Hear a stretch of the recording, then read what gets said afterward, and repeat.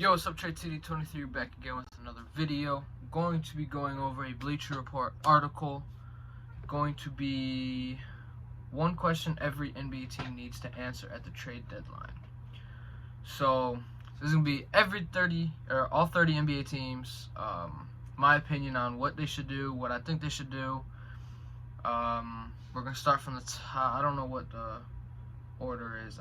I don't know what the order is, but I'm gonna just go from top to bottom. So boom, here we go.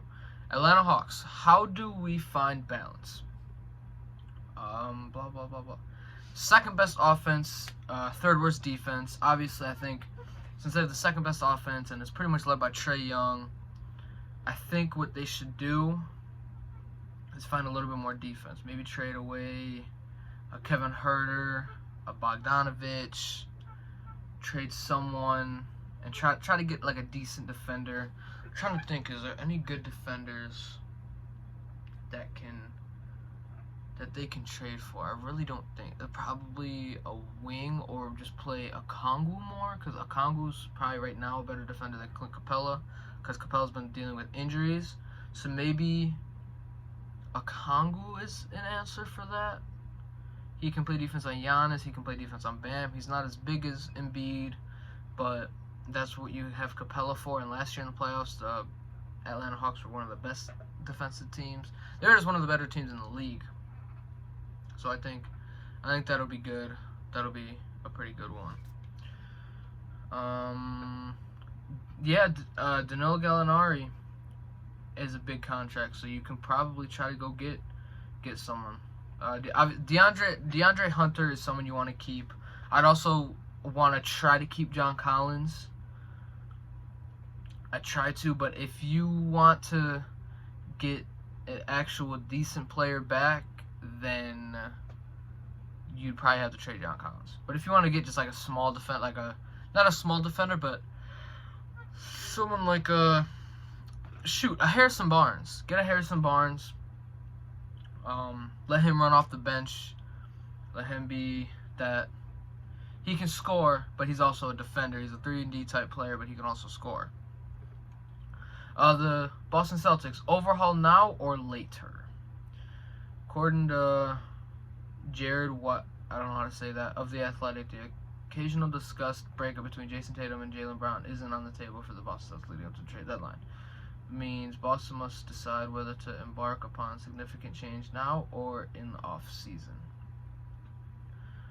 Man, that's a tough one. That really is a tough one. Because you got Al Horford, who's making about 20-some mil. They got Dennis Schroeder under free agency. They got Marcus Smart on a big contract. I think they package Horford and some of those young guys and try to get even someone with like a bigger contract. Because they got Robert Williams. They got Grant Williams. Maybe, honestly, I've been thinking about it. Maybe the Celtics should go out and get themselves a John Wall. Trade Al Horford. Trade a couple young players. Maybe you'll have to throw in some bigger contract, like a Dennis Schroeder for a John Wall. But I think that'll be a pretty good trade. That gives them a good point guard. That gives them a playmaker, someone that can also go out and score, someone that can play defense, someone that can help run John Wall and Jason Tatum. And also, he can run in transition, and he can play make, and he can run the offense. That's really what that Celtics team needs. They need playmaking. I don't know how that money would match with Al Horford only making about 26.5 and then John Wall making about 44, but I think that'd be a good trade. Brooklyn Nets, how's that buyout market looking? With James Harden and Kyrie Irving both becoming free agents this offseason, which sometimes prompts a get what you can while you can type of deal, but are title chasing teams, so Harden, Kyrie, and Kevin Durant aren't going anywhere. Beyond those three, Patty Mills, Aldridge, and Joe Harris shooting are too valuable to move. That leaves a bunch of minimum guys, rookies in general, undesirable assets that wouldn't bring too much. The class might be next, but he's been awfully huge interior presence with the health. When healthy, plus any team trading for him would face the possibility of losing the spring big man in 2020 as a rental. He might not command much of a return. Okay, So the buyout market is looking really big for the Brooklyn Nets. Dragic can go into the buyout market. Gary Harris can go into the buyout market. There's probably a bunch of different players. I just can't think of any specific names that will go into the buyout market. But those are just two names that can give them a little bit on both ends of the court. Gary Harris has always been a decent defender. He's just been struggling shooting the past couple of years. Dragic last year and the year before suffered with injuries and just struggled getting playing time. So he's never been a bad defender, but he's never been an extremely good defender. So Dragic and Gary Harris both can shoot, both can play a little bit of defense, and I think that'd help, especially if they get Goran Dragic and Kyrie Irving doesn't play home games. That is a big piece for that. Charlotte Hornets. What's Miles Turner worth? Oh man. You think the question should apply to the Pacers, who currently employ Miles Turner? Blah blah blah blah. I don't care what the Pacers want. They need to get rid of some of these guys. Sabonis is wasting his talent. Brogdon's wasting his talent. LeVert's wasting his talent. Miles Turner's wasting what he can do on a bunch of different teams. He'd be great in LA, in either LA team. He'd be great, obviously, in New Orleans, Charlotte. Damn it, it's Charlotte, sorry. He'd be great in Charlotte. He'd be great in a bunch of different places. I think you give up almost anyone. Obviously, besides LaMelo, Terry Rozier, Miles Bridges, Gordon Hayward might be the move, but I don't know if the Pacers would take Gordon Hayward back now. I don't know if they take him back now, but if you can trade him and maybe also give up like a Jeremy Lamb as well, then I think that'd be a good trade, because they have Kelly Oubre. I forgot they also have Kelly Oubre. It's very tough, but I think Charlotte should give up almost anything they can. PJ Washington's there, Mason Plumlee they should get rid of. Both of those guys, some picks if that works for the Pacers. Obviously, you don't know what the Pacers want. You don't know if they just want some players that are going to play decent and help them possibly make the play-in or barely be in the play-in, or if you want them to completely retool. You never know. Yeah, I think giving up PJ Washington, Mason Plumlee, and a pick or two, or giving them Hayward, and then you'll have to take back like a Jeremy Lamb. I think that'd be perfectly fine too. Let Jeremy Lamb go back to Charlotte. But yeah, Miles Turner's a great pick, or a great pickup, a great piece for the Charlotte Hornets with his spacing, his defense. Chicago Bulls. Is Patrick Williams a core piece? Oh man, this is tough, bro. Oh, sorry, I'm tired. This one's tough. This one actually is tough. I love Patrick Williams. Don't know if that's the bias in me, but I think Patrick Williams is going to be a good / possibly great player in the NBA. But I don't know if he takes us over the top. He's a 6'7". He's about a 6'7" forward, second year, not really doing a lot of scoring. He can definitely he's a great defender. He can improve being a defender. But I think with what we're trying to do right now, I think trading Patrick Williams would be the best thing for us, since we're trying to win a championship now. With Lonzo Ball, Levine, DeRozan, whoever we get, and then Vucevic. I honestly think with the emergence of Ayo and with us having Caruso, I think that should give us a little bit of confidence to be able to trade Kobe White, because Kobe White's a scorer.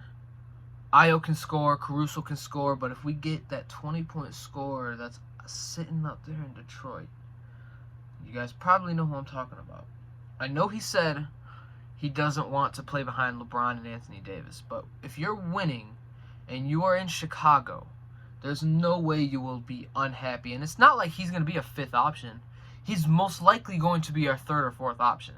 With the way Vucevic has been playing, he's been playing good, but with the way he's been playing inconsistently over the season, he will be the third option a lot of the nights.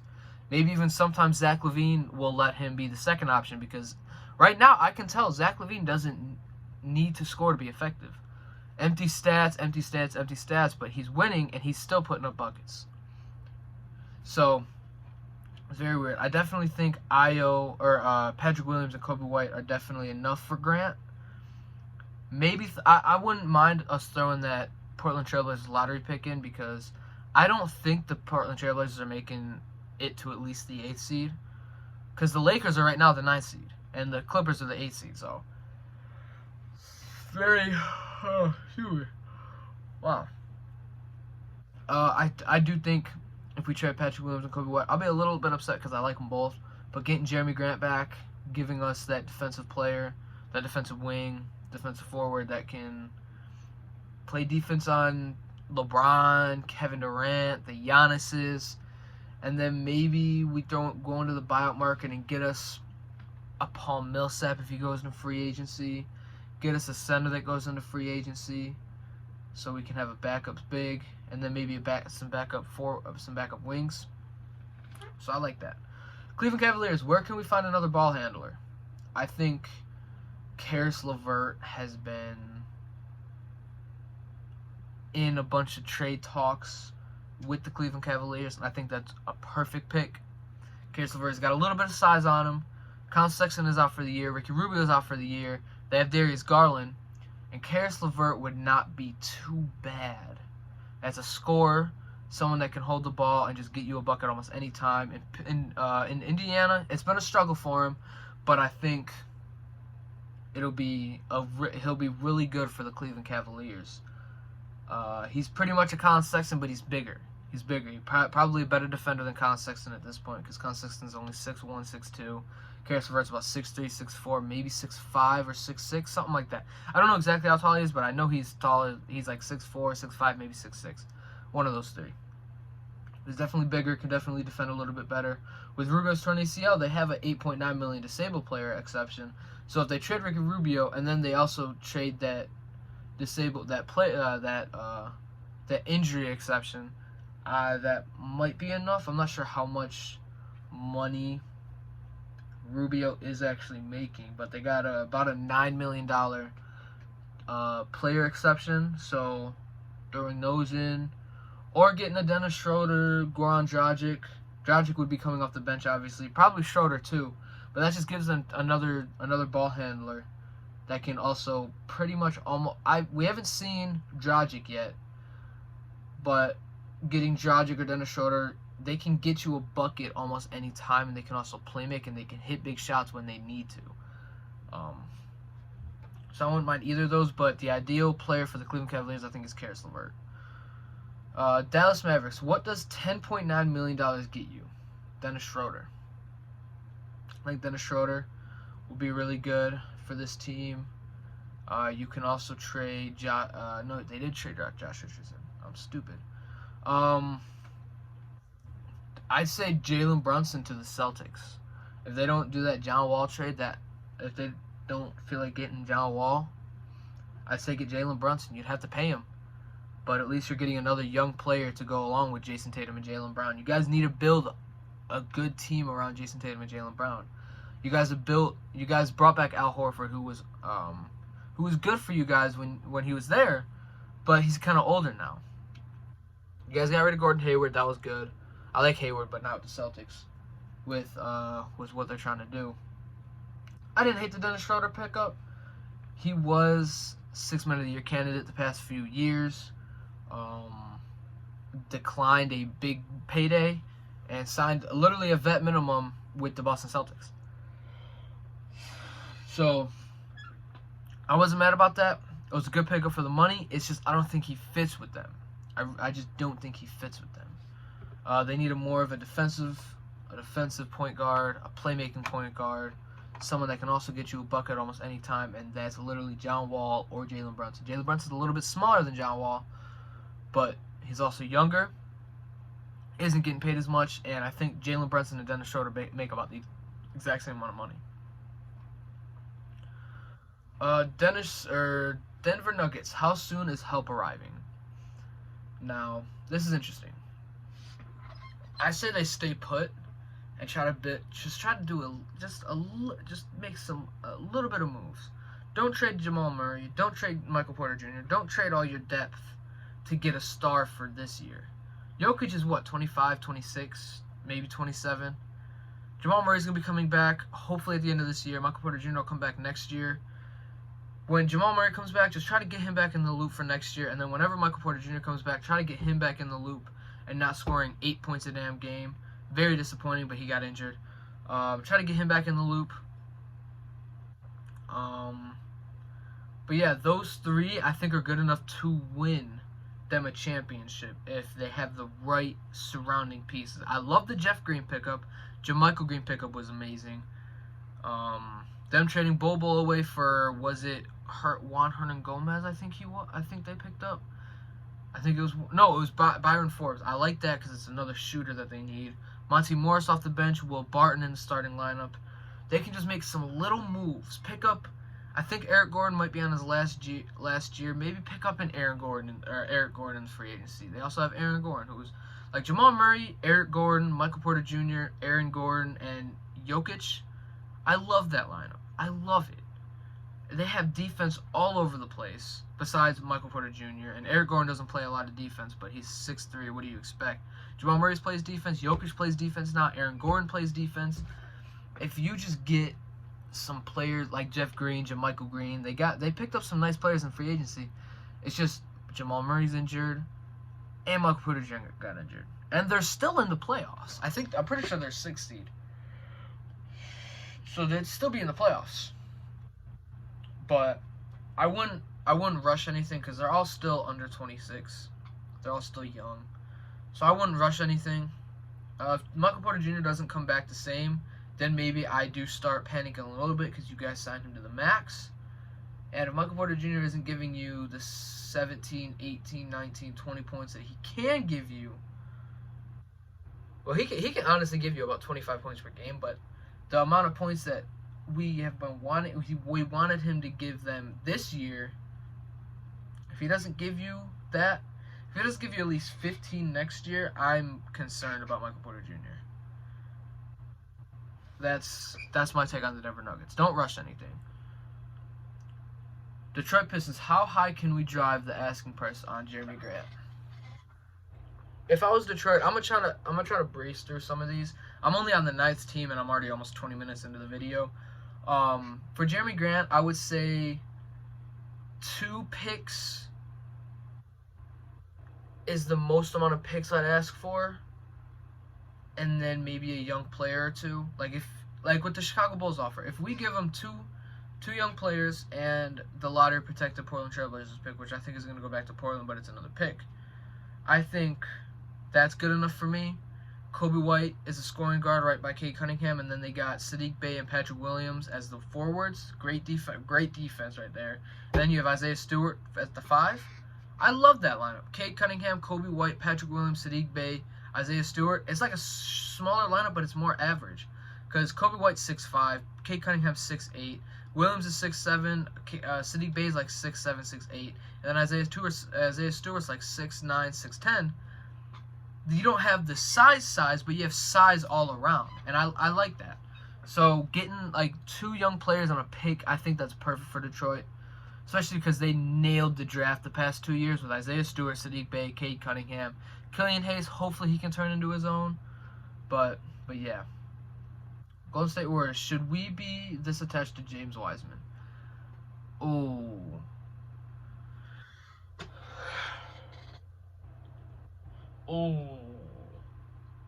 Yes. I think James Wiseman is a good, solid player alongside Steph Curry, Klay Thompson, and Draymond Green when he comes back. He's learning behind Steph Curry and Klay Thompson with the shooting, Draymond Green with the defense, and Kevin Looney with the inside presence. I like it. I don't love it. James Wiseman last year did not understand the Golden State Warriors' way of playing basketball. Neither did anyone else except Steph Curry and Draymond Green. This year it changed. Draymond Green's obviously been out, so it's been a little rough because Draymond Green is their facilitator, their defender. He's their everything. When James Wiseman comes back, I think he set another setback. I think he set a setback not too long ago. But once they get James Wiseman back, he's about 7'1". He can shoot. He can play defense. He can rim run. He's athletic. I like that. Even if he's coming off the bench for a while. Let him get used to the Golden State Warrior way of basketball. Let him get back in the groove of things. Let him get confidence. Throw him in the starting lineup, and you got a nice team. You got Steph Curry, you got Klay Thompson, you got Wiggins, you got Draymond, you got James Wiseman. I like that team. He's a bigger player, and I enjoy that. Rockets, can we tear this thing all the way down? What do they mean by tear it all the way down? Rockets aren't likely to find a taker for John Wall and the $91 million he's owed through the next season. That's fine. They can spend their money to trade everyone else in the roster. Recent draftees Jalen Green and Alperen Sengun are keepers, and the Rockets could be excused for no longer looking at Kevin Porter Jr., Kenyon Martin, and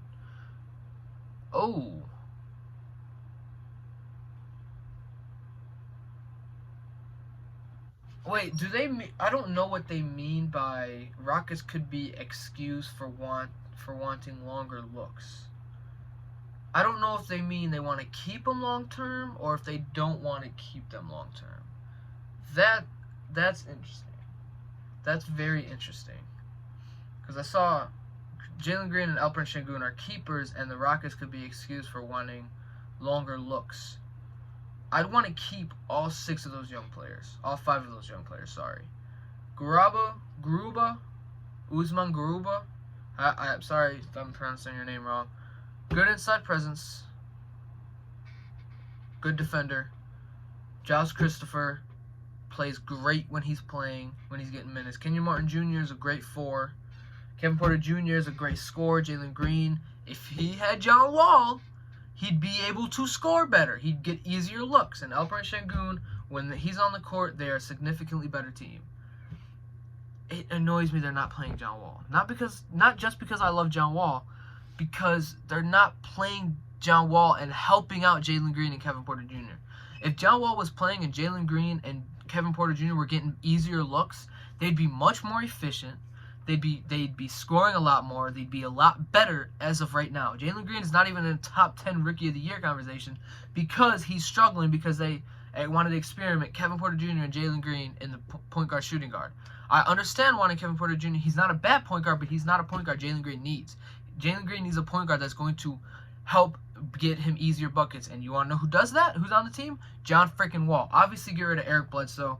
I think Christian Wood is still in the he's still in the age group-ish. He's like 25, 26, so he's not too much older, but he's not old, but he's not young. I think Tate is around the same age, so maybe you can package those two. DJ Augustine, Daniel Tice. I'm so mad the Bulls gave up on Daniel Tice, or let Daniel Tice go. But those all those guys, Eric Gordon, Christian Wood, Tate, DJ Augustine, and Daniel Tice, they've all pretty much been rotational players besides Daniel Tice the past few weeks or few months or whatever. But everyone pretty much there can go. I can get rid of any one of those guys and be happy with it. I spent a lot of time on the Rockets. Oh my gosh. I'm gonna go to the 15th team, and then I'm gonna make a part 2 because this is a long video and I'm enjoying talking about this. Indiana Pacers, can we walk back the rebuild talk? They need to rebuild. You have enough pieces to where you can completely get rid of everyone and have picks just like OKC, have some young quality players. Like with what I'm seeing, it doesn't seem like it'd be that hard to rebuild. Trade Sabonis for some young players and some picks. He's an all-star. He's an all-star type player. Malcolm Brogdon is an all-star type player. TJ Warren is an all-right NBA player. Miles Turner, you can get something for him because he's very valuable in what he does. Even though he's injured right now, so maybe you can't right now. But he's very valuable when he's healthy. Karis LeVert, you can get a little bit something for him. You can probably get some expiring contracts and build some cap space. Chris Duarte is a good start, even though he's already 24. Let me think. Who else they got? They got some of those other young players. Jeremy Lamb you can trade. He's got about 10 mil, and he's a quality NBA player. Isaiah Jackson's a good start as well. Like, they have so many quality players, they just don't do anything with them. Los Angeles Clippers, does the tax matter? What Clippers are operating under the possibility that Paul George may not return this season and Kawhi might set out the balance of blah blah blah. Whoever torn ACL isn't expands Paul George's period of rest as he tries to rehab a torn UCL in his elbow, holding the up to 3-4 week timeline, maybe multiple months. Trading Serge Ibaka and his $9 million could trim $41 million off the. Screw that! You guys are going for a championship. Why are you worrying about tax? It's somehow like the Los Angeles Clippers are still one of the most valuable franchises, and you guys are worried about luxury tax. Obviously, $41 million in luxury tax is a lot of damn money. But if you're a $1 billion franchise, you're not worried about tax. When you're trying to win a championship, you're not worried about tax. If you were the Indiana Pacers and you were going 41 mil under luxury tax, I'd be concerned. You need to get out of the luxury tax. But if you're paying 41 mil and you're trying to win a championship, I'm not worried about it. Go out and get yourself some extra players. I wouldn't trade any of those guys because it's all, well, maybe Eric Bledsoe, but it's all depth. You need a Reggie Jackson. You need a Marcus Morris. You need a Luke Kennard. You need a Serge Ibaka. You need a Nicholas Batum. You need some of those guys so you have depth. So when it gets into the playoffs or you have a couple knick-knack injuries, you're not falling completely off. You're still a capable NBA team. If Paul George and Kawhi Leonard if Paul George next year, when everyone's healthy, Paul George has an injury that keeps him out 2 weeks, you have a Batum, you have a Luke Kennard, you still have Kawhi Leonard, you have Reggie Jackson, you have Terrence Mann, you have players, you have Brandon Boston Jr., you have players that can kind of not fill his role, but you have multiple players that can fill in the void and help you still win a couple games. If you miss 2 weeks and they have 7 games, you can win 4 out of those 7. You can win 5 out of those 7. If you lose 2 out of those, if Paul George was there and you had 7 games in 2 weeks, and let's say Paul George helps you guys win 7 of those 7 games, and then he's out and you guys have 7 games and you guys win 5 out of them, then that's perfectly fine. You guys should be fine. You guys are a championship team. You guys should not be worried about a damn luxury tax. You guys should not be worried about that. You guys have enough money. You guys are trying to win a championship. Like I said, if you're a rebuilding team or a mediocre team or a team that's barely trying to make it to the play-in or the playoffs, then I would be concerned about the luxury tax. But if you're trying to win a championship, screw the luxury tax. No one cares about it. Los Angeles Lakers, where's our wing stopper? Well, you guys had a chance at getting Buddy Hield instead of Westbrook, and y'all didn't do that, so y'all are dumb. Y'all had a chance. Trevor Ariza has been the player in the past, but he's 6 months younger than LeBron. Yeah. There's no interest in Taylor Horton Tucker and Kendrick Nunn at a pick. I don't even know when you guys have another pick. Yeah, there's no interest in Taylor Horton Tucker. He's been very underwhelming. Kendrick Nunn hasn't even played. So I mean, the Lakers. I don't even know what the Lakers do from here, bro. I don't know. I honestly don't know. Westbrook's not a trade asset. You can't trade LeBron or Anthony Davis. Carmelo Anthony's too valuable off the bench. Dwight Howard's probably too valuable for you guys. DeAndre Jordan's not going to get a lot of offers. Trevor Ariza's not going to get a lot of offers. Malik Monk is probably your best, but he's a young player that can even keep up with a 37-year-old LeBron, which is crazy to talk about. They're not trading for Jeremy Grant. The Pistons are definitely not taking Taylor Horton Tucker and Kendrick Nunn for Jeremy Grant. That's a ripoff. Last team. Lakers just need to get better. Memphis Grizzlies. Is it time to flex?